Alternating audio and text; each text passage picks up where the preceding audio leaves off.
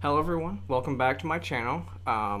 As you know, I've been writing for 934.com. I have a series on there that is about, just the difference between men and women, the trans perspective. The last one I did was on emotions. The first one was on communications. The last one I did was on emotions. And I thought it was a really great idea, and I had a lot of feedback that people would love to have, the trans man perspective on this. So two of my friends decided to join me today, and I am excited to have them. So let's go ahead and you guys can introduce yourself. Alex first. I'm Alec. I I'm trans. I've been on testosterone for going on 6 years now. I started in December 2014, and it's been a ride, so to speak. No, I'm Logan. absolutely. I've only for like 2 years, so I've barely been trans on Twitter. Um, but yeah, that's basically it. There's not much about me. Okay, cool. Yeah, because if you've watched my channel, I've been on hormones for just over a year, so that's kind of where my experience is coming from. So, first of all, you before you transition, like I said in the article, that for me, I was almost an emotional void. Like there was something that was going on that was like the emotions I was having from the testosterone was not the same as what my brain thought it was. So essentially, it just kind of shut some of those emotions down. And that was my theory. What was your guys's? How was your personalities and emotions and everything like that before you transitioned? Um, well, I was very shy and reserved, personality wise. But also my emotions, bes- my dysphoria was very, very bad. I would dream of suicide every night, and I was just very, very depressed. But um, also, like, I was also very anxious too. So I had a lot of negative emotions, and whenever I would feel positive emotions, it was it was seldom. Okay. Yeah. Yeah. I mean, and that has a lot to do with just the dysphoria. You don't think it because of like because it was estrogen making those changes in your body, or was it you didn't like the way that you looked, or how did that really I work? mean, I think it was both me not liking the way that I look, but also estrogen, because um, I noticed whenever I had my hysterectomy, my mood stabilized because my estrogen stabilized. So Oh, that's great. What about you, Logan? Uh, Before testosterone, I was very relaxed, and outgoing as well. I mean, I'm a bit of an introvert and an extrovert. Um, Definitely with the estrogen, though, I felt like my emotions were more tied and in tune with everything currently involved. With discussions that I would have with my wife or arguments. Um, and then, my dysphoria was pretty severe, but I always try to keep that under wraps, uh, just because it just didn't help thinking anything negative. So, but I definitely, and I can tell you that I remember my wife and I would argue definitely a lot the first 6 months I was on hormones. You know, my emotions changed, and it's kind of like it's hard. It's like spaghetti almost. Like my brain was like spaghetti full of emotions, and then it just like straightened itself out with only like five simple emotions. And so my wife tells me I don't have much. So yeah, it's very interesting. Yeah, absolutely. Yeah, because for me it was kind of the same way. I definitely um and see, trans women, we have like two different stages of hormones. We have when we start HRT, and then they'll add progesterone sometimes into it as well. And it's like your body definitely starts to get used to having those hormones, but it was a roller coaster like after about a month, because I think everything before that was just placebo effect. You're excited, so you're just like Yeah. wanting stuff to happen. Um, but then after a month, it was like that was the first time. I mean, I was not really a crier at all, and I just started. I broke down bawling on the side of the road running one day. It was just that most absolute, and then it was absolutely insane. And then I started progesterone, and it happened again. And that's why I say that's one thing where trans women, we kind of have a little bit. I mean, we even have an advantage over women, cis women, because we we have those hormones all the time, and women's hormones go up and down their cycles through the month, so it's like my body got used to it, whereas a woman can't. She doesn't get used to it because that's not that emotion, that hormone's not there long enough for them to Yes. get used to it. But you guys being on testosterone, how has that changed? Just the way you perceive things, and how things are. Well, I know for sure that like it's much harder to cry on testosterone. Like even whenever I need to cry, it's like I can't. Cause like my tear ducts, like they just Yeah. even cause cause like I got some devastating news last week, Oh, and I'm sorry. I was just like, why am I not crying? It was just so odd, and but also the first like I want to say year, all my negative emotions got converted into anger. So I would just so like if someone died, instead of being sad, like I would just be so angry, wanting to break shit. Yeah. Yeah. But also, I mean, dysphoria subsided, so I remember just being on this like really big high, and I noticed like testosterone. I just feel like it kind of makes you not give a fuck.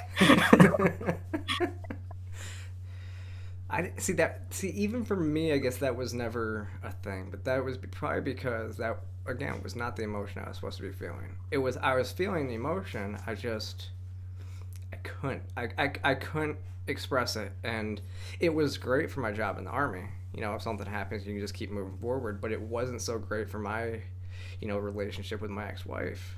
It's like she'd tell me I was like talking to a brick wall, you Yeah. know. And now I actually get more enjoyment out of that type of communication and everything like that.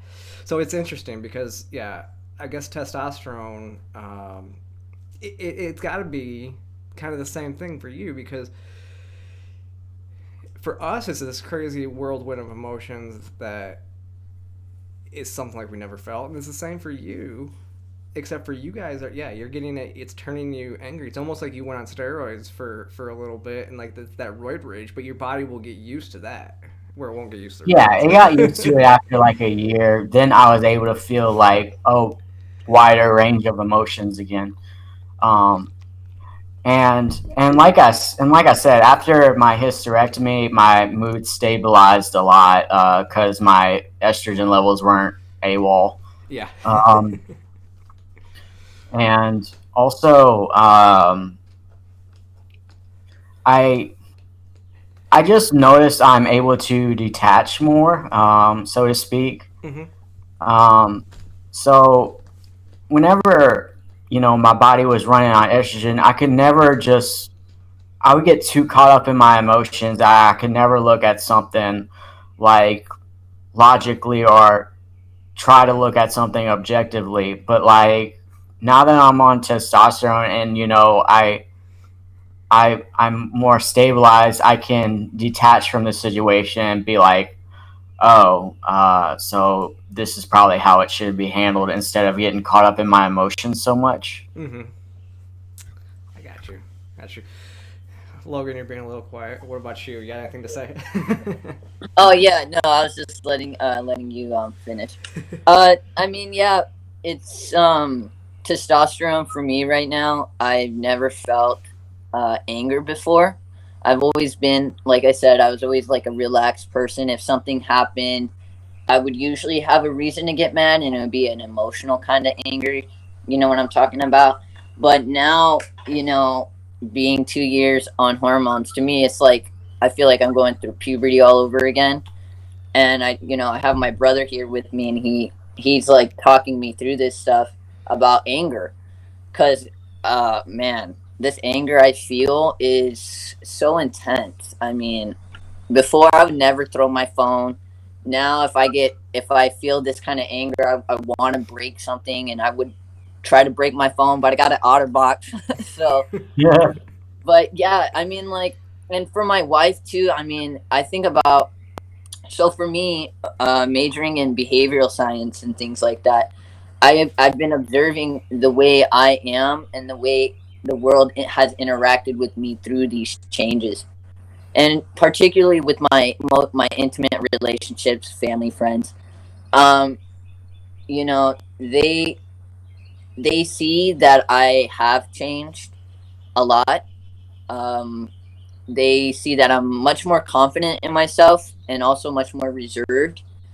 But then they talk to me about my rage a lot. So, I'm working on it, but it's like I don't have as much emotional connection to things. Like Alex said, there's just this detachment, and then there's times where I just cry out of nowhere, where I'm just completely like angry or pissed, and I'm like, okay, so maybe my body just needs to release it. But Mm-hmm. it's not like tears that actually come because I cried of something. It's because my body's like, you got all this built up in you. You just need to like let it out.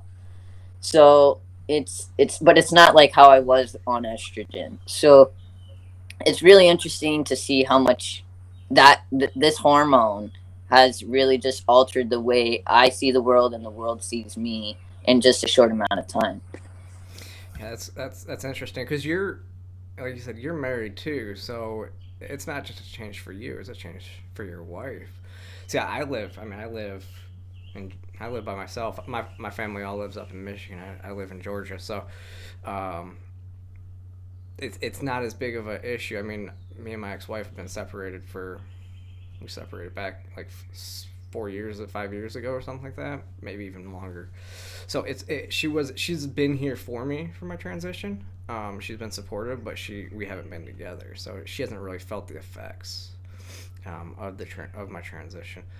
So how is, I mean, I can imagine that it would be. How is your wife handling the change of emotions? What does she tell you? I mean, before, she told me that she really couldn't understand initially, because we've known each other since we were 18. I'm going to be 26 this year. So Mm-hmm. she's known me for like 4 or 5 years on estrogen.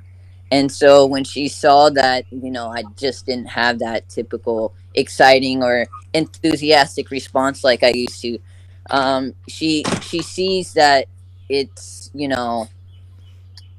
she took offense to it at first, because she didn't she like, people forget. I really do feel like people forget that, we're all on hormones, and we're still going through, these changes in our brains. And so she, that just kind of passed her mind for the first few months, that I was, why I was acting that way, why I would get so defensive and irritable. And it's like that with my family too. I live with my sister and my brother and my aunt. and they see the changes also. Especially like when I talk to my aunts and uncles, they've known me since I was a little baby. So it's for them, it's just a big change too, and I feel like they have a cognitive dissonance. Basically, like they see me and then they know what I'm going through and who I am and how I identify, but they still hold on to the past and everything. It's just weird. So it's just a weird experience being around people who've known you before your transition, and then they're there with you all the time, because I can ask them now, like they don't really remember who I was. It's like a ghost to them now. Yeah. Yeah, I can see that too. Like you're. One second.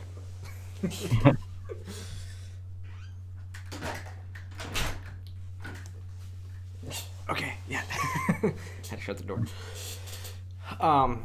Yeah, I can see that being interesting too, because families, they're they're weird in ways too. See, my family just hasn't. They accept it. I grew up very accepting family and everything like that. But I don't see them that often. So that like even using my old name and pronouns and stuff like that, it still happens. Some of them are make it a point to try. But I've always said that that'll come. I'm not so worried about it. I think that people get too wrapped up on that stuff. So, um, yeah. So that is really interesting though too. Oh, I don't know what else. What else? What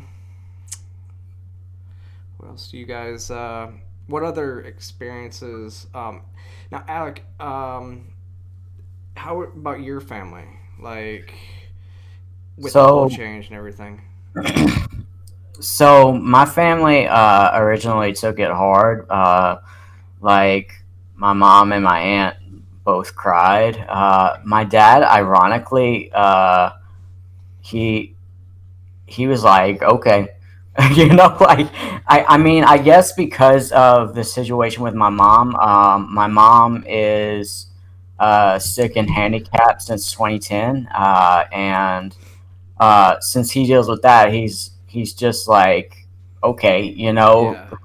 and because I thought he was gonna be the hardest one to persuade, I guess you could say. Mm-hmm. um, but it was actually my mom that took it really hard, and so I guess some of my aunts. But I th- I came out to them in a therapy session, and that way they could ask all the questions they wanted, and my counselor could answer them. And I think that helped a lot. Um, and uh, After a while, my mom came around. I think what happened was that she thought I was changing as a person, Mm-hmm. and once she saw, my voice and stuff was changing, but I was still, her little turd. In her words, she came around. Yeah. Yeah, I think there is that point with families, and it's kind of funny because when it's male to female, it's always the men that don't understand and take it the hardest. But the women are usually supportive because well they get it, they understand why you'd want to be a woman, right? And it's the exact opposite. When you're female to male, your dads and guys understand why you'd want to be a dude, right? But kind of along the points of what Logan said, I always when people say I just don't understand, I say, well, how could you? Like, how could you understand if you've never had the emotions that and the feelings that we are feeling inside? And that's why it's like, well, I understand that you don't understand why I am the way I am because and why I want to transition. To you that seems foreign. Yeah, my aunt kind of looked back, uh, and I guess my mom too kind of looked back and saw signs. Yeah. Uh, like my mom gave me the birds and the bees talk at 13, and my first question was, when is my body going to start producing semen? Uh, so, so, so that's whenever my aunt was like, "Oh, Alec's been feeling this for a long time," um, and so like they finally started putting two and two together. Yeah. Yeah, I tried to give as many hints as I could growing up. It was kind of funny.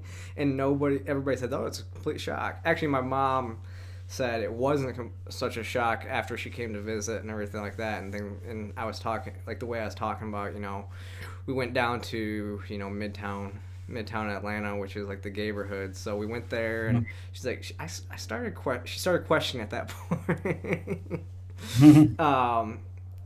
And yeah, I mean but then it's a funny story because my mom went to a psychic. So my sister's 10.5 years younger than me. My mom went to a psychic when she was pregnant with my sister, and the psychic said, well, I see you have a boy and a girl already.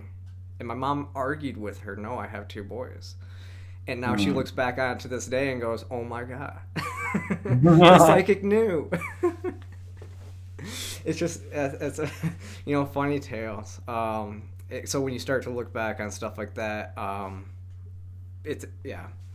I mean, and I think the biggest thing for my family, my mom, when people ask her how I'm doing, she always tells me, I'm the happiest she's ever seen me. I can look back in pictures and be like, I'm smiling, but there's just this self-doubt in like every single picture that I've ever taken. And it's kind of funny to look back on that type of stuff too. So I've read, when I was reading your article you sent me, your second article about the emotions and everything involved. I was, when you explained how you were crying and how you're going through all these emotions, I was like, man, I do not miss that. I don't miss that.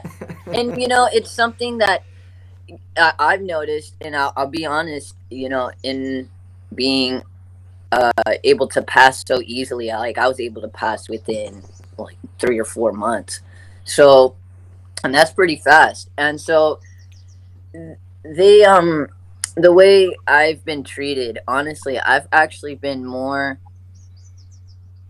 like, people have been more sexist toward me as being presented as a male in society than ever as a female in society.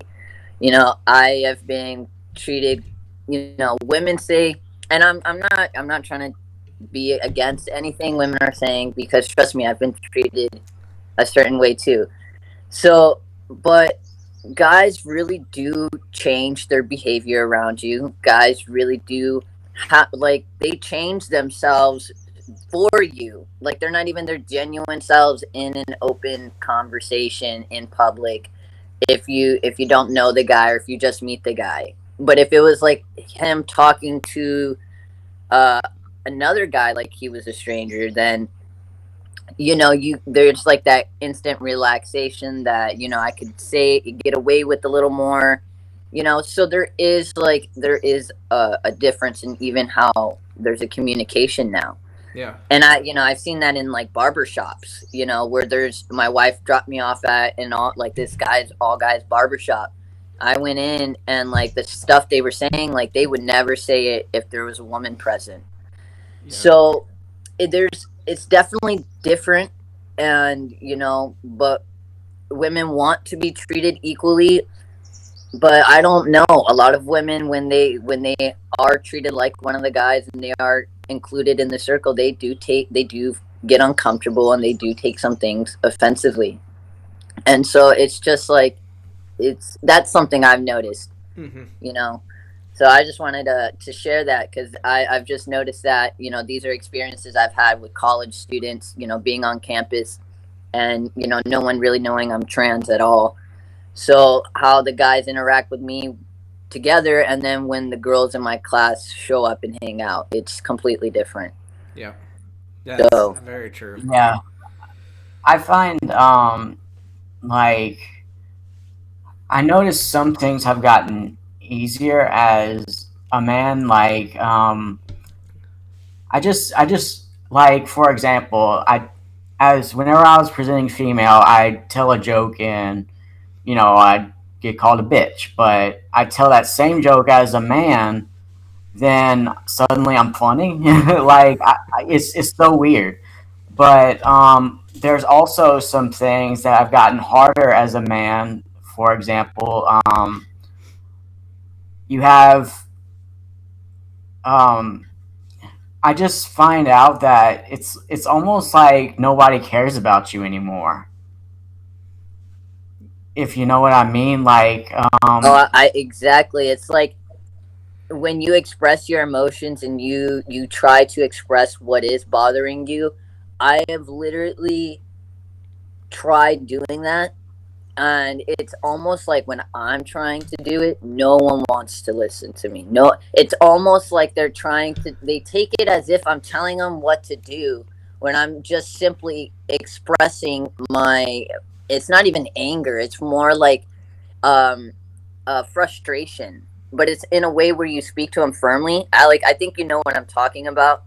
And they take it like you're trying to like boss them around, like you're trying to like do this, be this kind of this a-hole kind of guy. And it's just like they don't want to listen to it. But when I was on estrogen and I was a woman and I would express my concerns, like Alex said, people really listened more and tried to help. But like as a guy, you're thrown on the back burner. Like no one cares. Yep. That's interesting to hear too, because a lot of feminists in the society would think the opposite, right? Like your opinion is more valuable. oh hell no. Well, see, Like that, that's definitely like the main thing about being a trans man. Like nobody gives a shit about you. Yeah, you don't fit in well, any that's kind of true. narrative. Like Yeah. you can't say you can't be like, well, you know, a trans man beat a man in wrestling or something because like one, you just it's just who's the trans guy in the picture? Yeah. Two, it's like it's just these things that we're forgotten about. Literally, we're just like tossed in like the dusty corner or put on the dusty shelf at the top, and people just leave us alone. Yeah.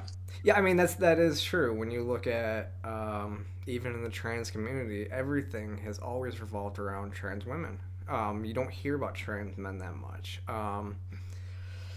which is interesting. Um, And one thing that frustrates me is that, like, whenever there's spaces dedicated to trans men because of this lack of visibility or lack of attention trans men have, whenever we create our own spaces, we're obliged to open up those spaces to everybody. Like, I have a friend, his name is Jason, and he's the owner of FTM Magazine.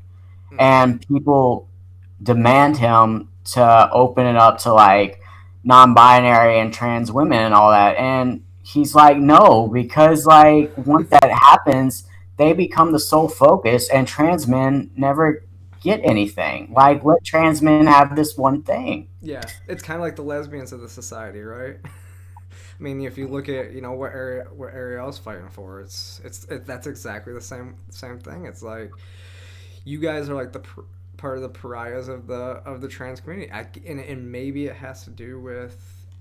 I mean, part of it has to do with just the way society is with hating the patriarchy, and you guys chose to join the patriarchy, right?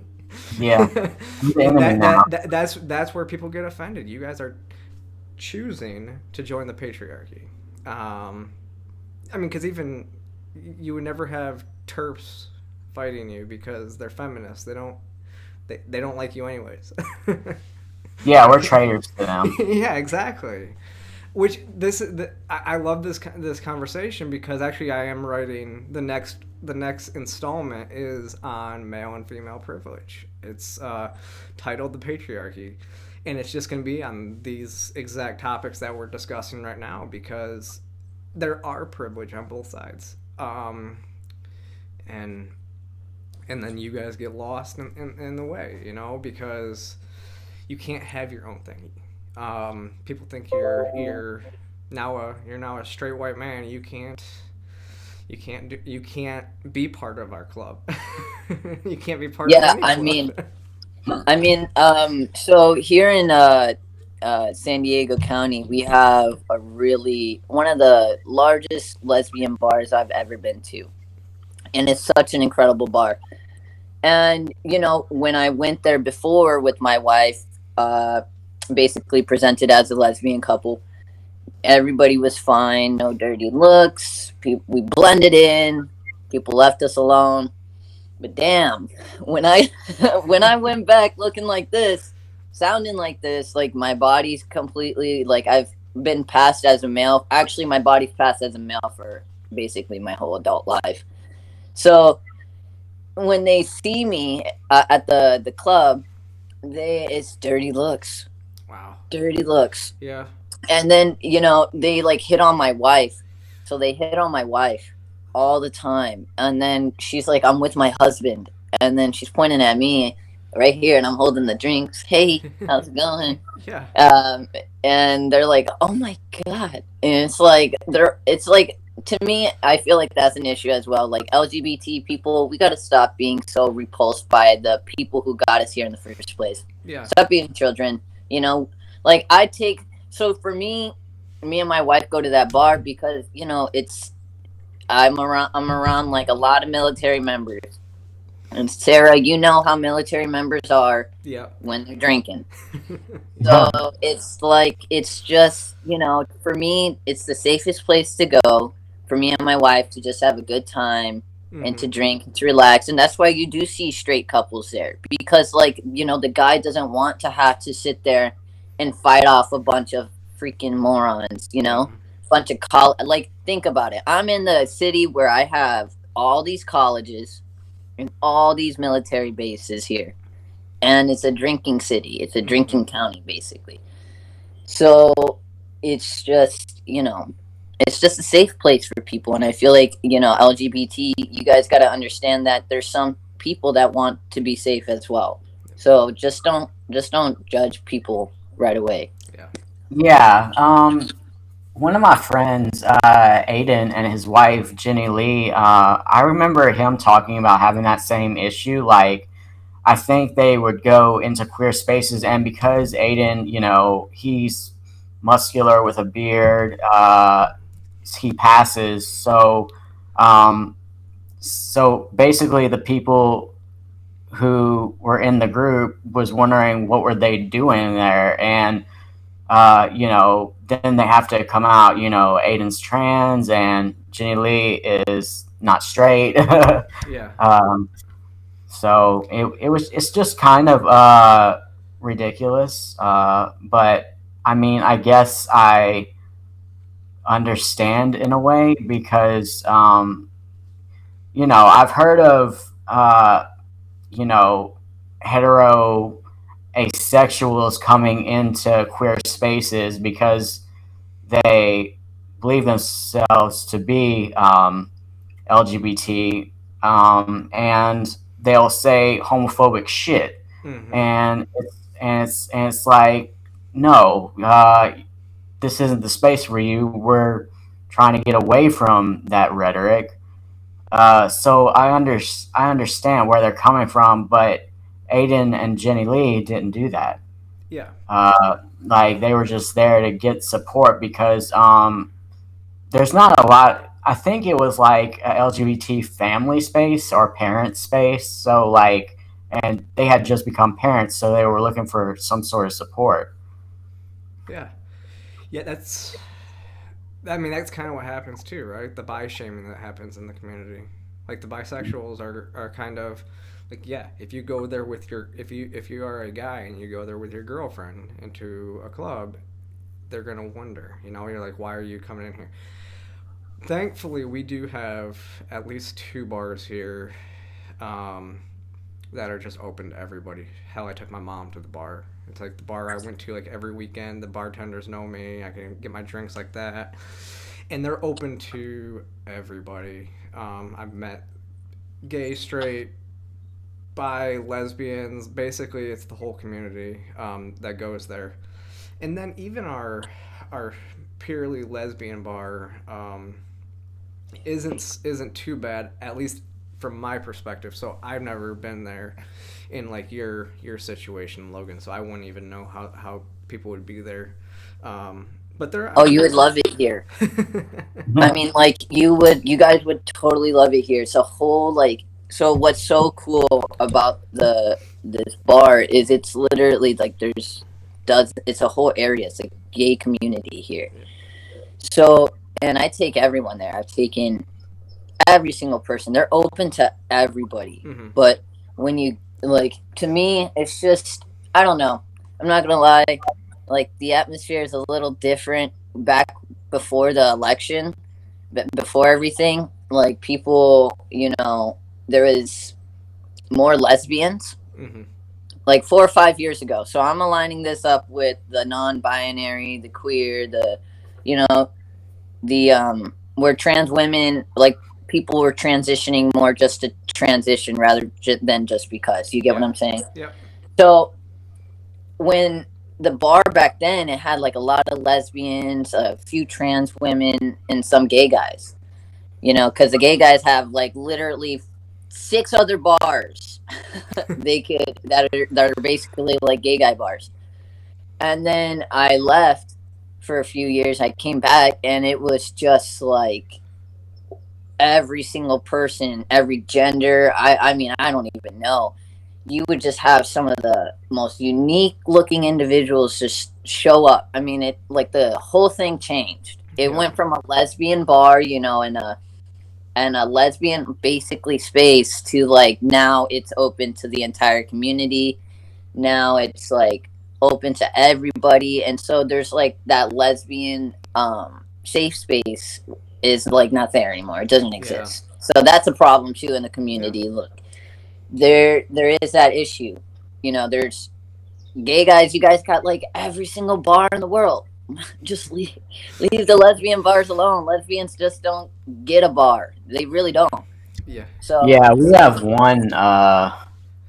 one lesbian bar in Houston, and thankfully, nobody like questions why you're there. They have a whole drag king show of trans men, and some trans women, and wait, some cis people. I don't know. what's the bar? I think because my mom lives out in the Houston area. So what was the bar called?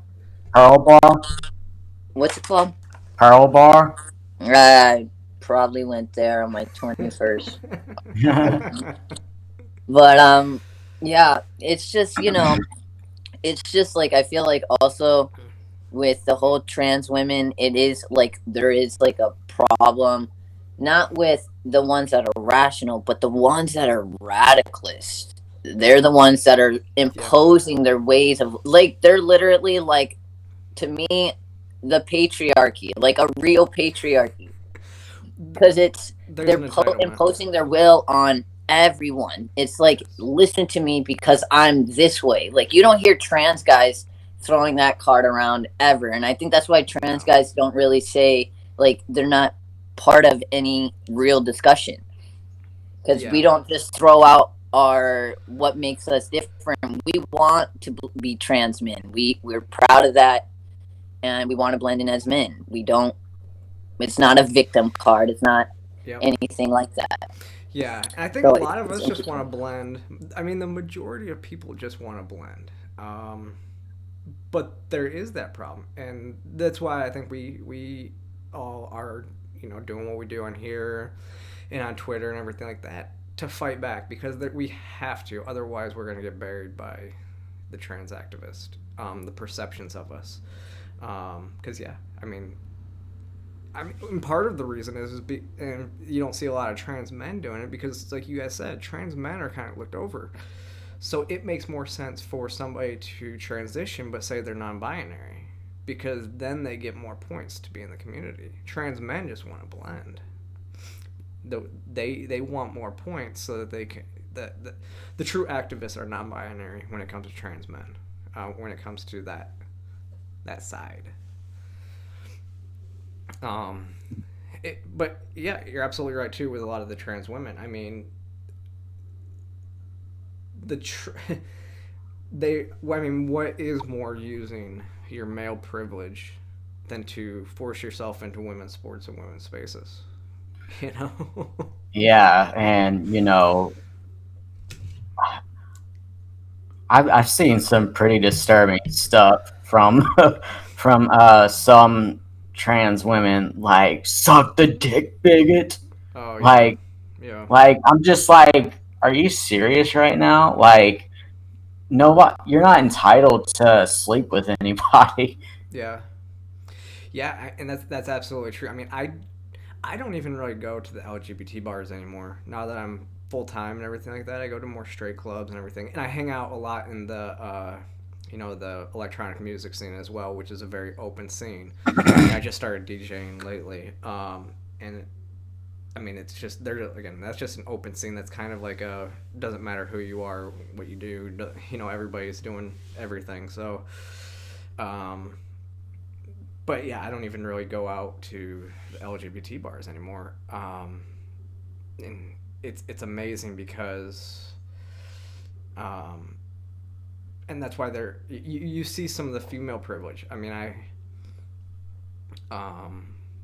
it's incredibly validating when you go out and have somebody hold the door and call you pretty, and it's just like, oh hey, cool, thanks. But it, it's you can see how you can get away with stuff too as a female. So that's why I want to do the point of male and female privilege, because absolutely.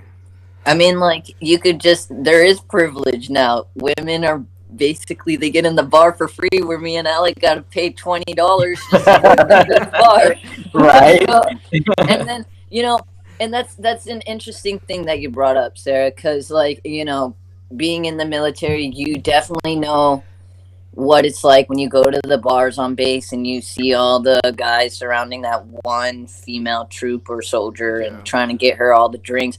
Like, I can tell you right now, I never spent $1 on my drinks when the grunts came back, yeah, yeah, because they wanted any woman they could find, and they would just buy and buy drinks. I didn't have to pay anything. yeah. That's how it was in And college too. yeah, it's very real. So that's, privilege right there. You're not Yeah, spending hundreds of dollars on drinks. And it's just like, again, there is a privilege in society where I feel like it's just a ghost privilege. In a way, it's just a screen where people think the men have the power. Well, I mean, yes, men have power in the sense that they're stronger, they have logic, and they reason and less emotion involved. But women now, they have more power in the courts, they have more power in public spaces, they have more power, like, they're getting better, they're getting more degrees now. It's Women are getting paid more at entry level jobs. There's a shift going on between men and women, and you can see with this shift also depression amongst the sexes increasing. So, because they're being put in roles that really, in a way, don't suit what they naturally want to do. You got women who are like, you can be a math I think what engineer and stuff, mm-hmm. and you know but they want to be like an artist or something, and vice versa. You got people just, and that's just a BS thing, but you got people that are forced now to be what they're not. And you got the third wave feminism, which is basically using masculine traits, aggression, and all these things, negative masculine traits, to crap on good guys and good masculine qualities. Mm-hmm. I think what people also don't understand is that, like, say this hand is men and this hand is women, and uh, they thought, well, not thought, like men were had more weight on their side, but instead of making it equal, it's like they're putting so much weight on the men on the women's side that like it's becoming more unbalanced again, and it's like the goal it should be to have it even, Yeah. like balanced. And I think by just turning it upside down, that's not the answer. No, absolutely. I think we can bring that back to even the LGBT community. They just wanted equal rights, right? And now the activists are pushing for more than equal rights. They want to be praised. They want to be, they want special privileges because they're, LGBT. Yeah, like it's wild to me. Like, but I guess that's their shtick, Like, Hmm. I'm so oppressed that give me this, give me that, and it just keeps expanding, expanding, expanding until it infringes on other people. Like that's why I always joke whenever I say "suck the dick, bigot," because like that's literally what it's come to, especially online. Yeah. Yeah, I think I mean, that's the whole thing with activism in general. If you actually get what you're fighting for, then you're out of a job. So you always have to be evolving into new ways that people are oppressing you. Hmm. That makes sense. Yeah. So, I guess we can probably wrap it up right there. I will say, it wasn't pretty interesting because you've mentioned military stuff too. When I came out, honestly, I think this goes to show how awesome the military is because when I came out, like my military friends have all been amazing.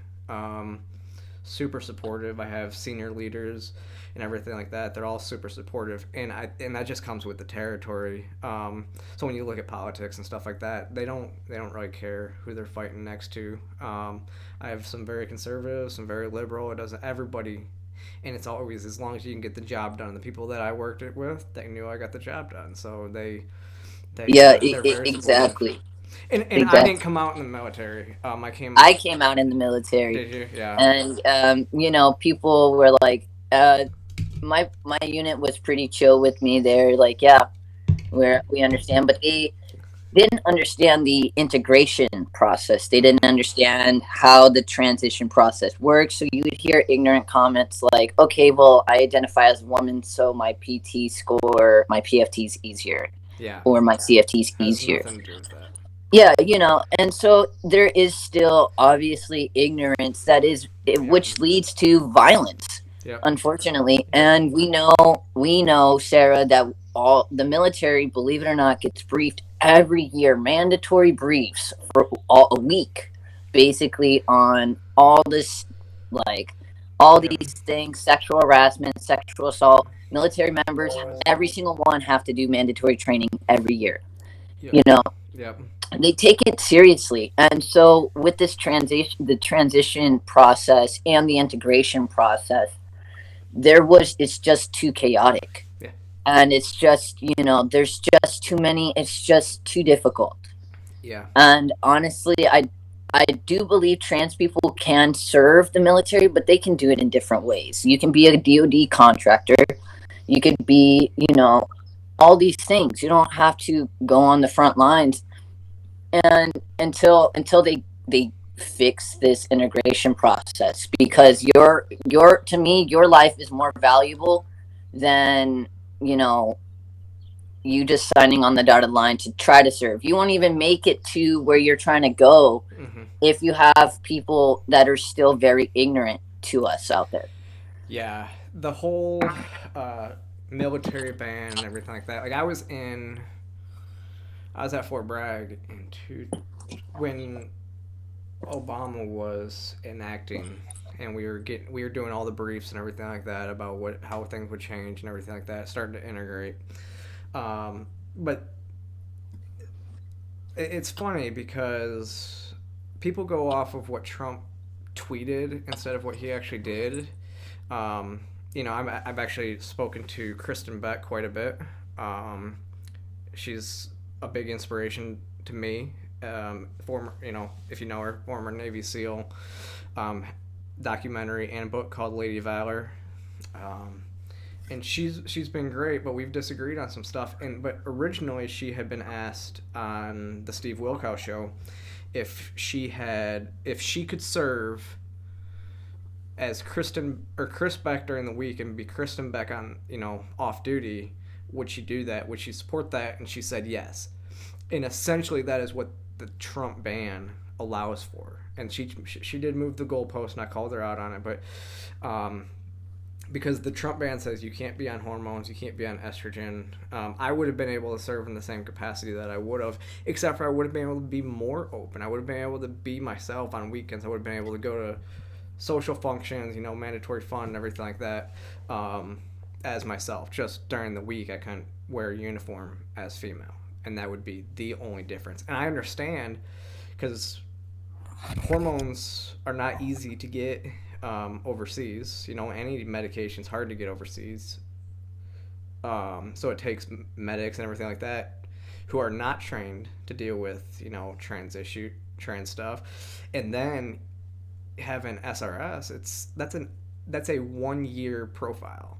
So that takes you that puts you in a spot that somebody else could be in for a year. So if you've ever worked with MTOs and everything like that, because I was an officer in a company and trying to get people, you can't get a new replacement if there's somebody sitting in a spot, even if they're on profile, and they're probably not going to come off that profile. They have to sit there until they med board out, and they take up a deployable space from you.